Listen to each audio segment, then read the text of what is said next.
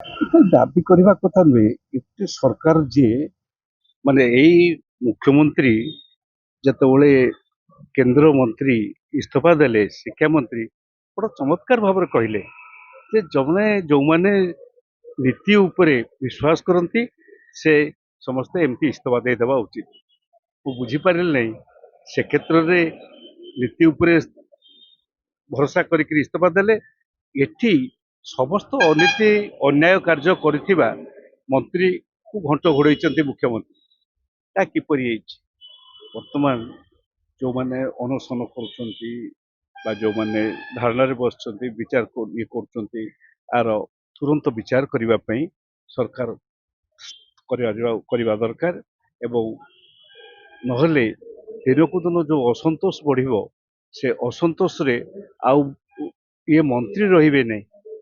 ଅସନ୍ତୋଷରେ ମନ୍ତ୍ରୀ ଗଣ୍ଡକ ପରିବର୍ତ୍ତେ ମୁଖ୍ୟମନ୍ତ୍ରୀ ପଡିଯିବେ ସେ ପାଲରେ ବ୍ୟବସ୍ଥା ଭିତରେ, ଯଦି ତୁରନ୍ତ ଏହା ଉପରେ କାର୍ଯ୍ୟ ନ କରନ୍ତି।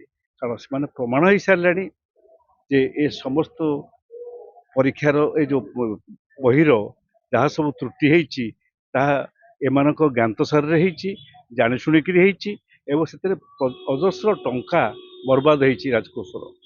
ତେଣୁ ସେଥିରେ ଆଉ ଘଣ୍ଟ ଘୋଡେଇବା ପାଇଁ ବେଶୀ ଦିନ ଚେଷ୍ଟା ନ କରିବା ବରଂ ଉଚିତ।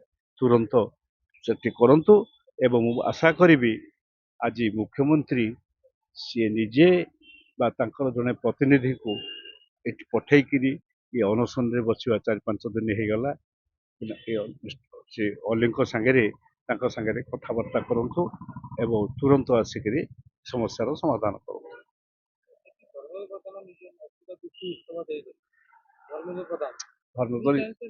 ଧର୍ମେନ୍ଦ୍ର ପ୍ରଧାନ ଯେତେବେଳେ ଇସ୍ତଫା ଦେଇଥିଲେ, ଯାହା ମୁଖ୍ୟମନ୍ତ୍ରୀ କହିଥିଲେ ସେଇ ମୁକ୍ତିଟାକୁ ଟିକେ ଦେଖିଦଉନ କୋଉଠି ଥିବ। ସେ ଯାହା କହିଥିଲେ ସେ ତାଙ୍କରି କଥାଟାକୁ ମୁଁ ତ ଉଦ୍ଧାର କରୁଛି। ନାଇଁ ନାଇଁ, ଏଠି ଚୋରିରେ ପଡିଲେ ସେ ନିଜେ ପଡି ଯାଇପାରନ୍ତି। ଏଇ ଯୋଉ ବହିର ସମ୍ପର୍କରେ ଯୋଉ ପଇସା ଖର୍ଚ୍ଚ ହେଇଛି, ତହବିଲରୁ ଯାଇଛି, ସେଥିରେ ଯୋଉ ଯଦି ଆଙ୍କୁ ଧରିବାକୁ ଗଲାବେଳେ ସେ ନିଜେ ପଡି ଯାଇପାରନ୍ତି, ସେଥିପାଇଁ ଡରୁଥିବେ। ବିଜେପି ତଳୁ ଉପର ଯାଏ କେବଳ ଚୋରି କରିବାରେ ସାବ୍ୟସ୍ତ। ଆଉ ସେଠି କେମିତି ହେଲା?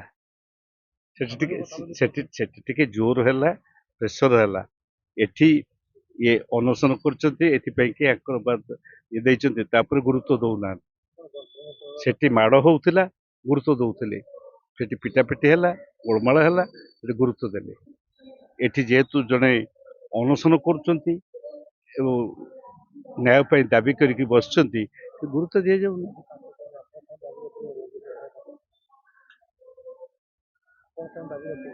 କୋଉଟା ନାଇଁ କରିବେ ତ, ସେ ମୁଁ ତ ଭାବୁଛି ସେ ତୁରନ୍ତ ଏହା ଉପରେ ସମାଧାନ ନ କରିବେ, ନ କଲେ ମୁଖ୍ୟମନ୍ତ୍ରୀଙ୍କ ଉପରକୁ ସରକାର ଉପରକୁ ଚାଲିଯିବ ବ୍ୟବସ୍ଥାଟା।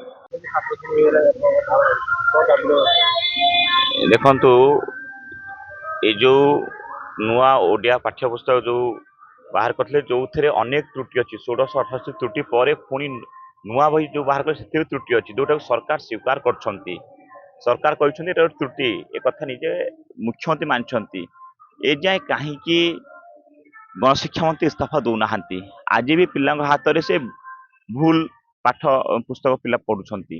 ଏ ଯୋଉ ପିଲାଙ୍କୁ ମୂର୍ଖ କରିବା ପାଇଁ ଯୋଉ ଷଡ଼ଯନ୍ତ୍ର ଚାଲିଛନ୍ତି, ଆମର ପ୍ରଥମ ଡିମାଣ୍ଡ କି ଯିଏ ଅଛନ୍ତି ଗଣଶିକ୍ଷା ମନ୍ତ୍ରୀ ସେ ଯଥାଶୀଘ୍ର ଇସ୍ତଫା ଦିଅନ୍ତୁ। ଯଦି ସେ ଇସ୍ତଫା ନ ଦେବେ ତାହେଲେ ଆଗାମୀ ଦିନ ପୁରା ଗୋଟେ ସିଷ୍ଟମ ପୁରା କୋଲାପ୍ସ ହେଇଯିବ।